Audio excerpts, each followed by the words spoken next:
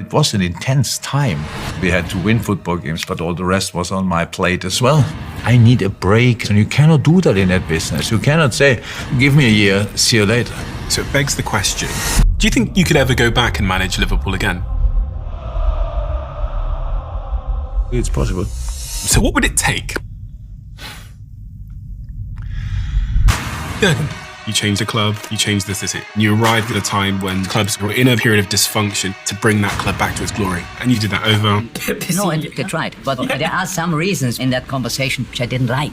Arne Slot coming in after you and didn't change much. That's super smart, not changing much, and all of a sudden you win the league by some distance. But this year, Liverpool have spent, 450 odd million. You never had a transfer window like that. Nobody ever told me that it's possible that we can spend that.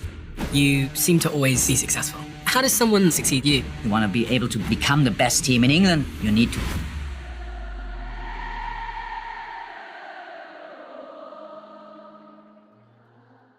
I see messages all the time in the comment section that some of you didn't realise you didn't subscribe. So if you could do me a favour and double check if you're a subscriber to this channel, that would be tremendously appreciated. It's the free thing that anybody that watches this show frequently can do to help us here to keep everything going in this show in the trajectory it's on. So please do double check if you've subscribed. And thank you so much, because in a strange way, you're part of our history and you're on this journey with us. And I appreciate you for that. So yeah, thank you.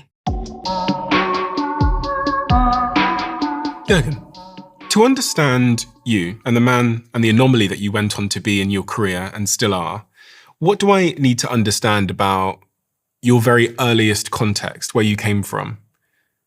And how can you point out to me how that very early context created the person you are today and that everybody knows you to be?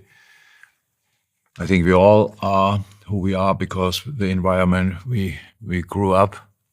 My dad was a salesman.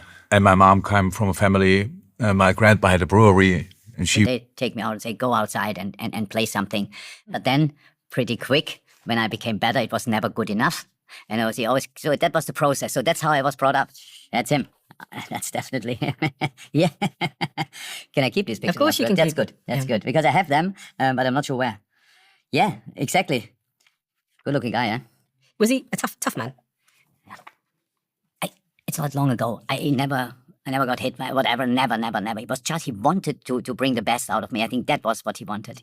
Tough in a way, yeah. How people who are brought up in that time probably, but not tough, endless. That you thought you don't want to have to do anything with him. No. I loved him to bits, and he loved me. He was very proud, but never said it, and these kind of things. So he was a good guy, a really good guy. But with his son, he wanted him to be ambitious and was a bit afraid that I might be not ambitious enough. So competitive man, I hear. Yeah. So, reading about stories of him racing you on ski slopes and in sprint races and never letting you win. My wife or with the kids or whatever. So it grew as a thought. When you are a young man and you think, what could you do with life? And for me, it was clear I cannot earn my money with football because in my mind, I wasn't good enough. And then I got surprised by some people. They thought, oh, there's something that could be interesting. What did they see in you as a football player? What was it that they saw in you as a young man? They saw in you as a young man, because I've got all these wonderful photos of you as a young player. And oh my God. So in my village, I was the best player.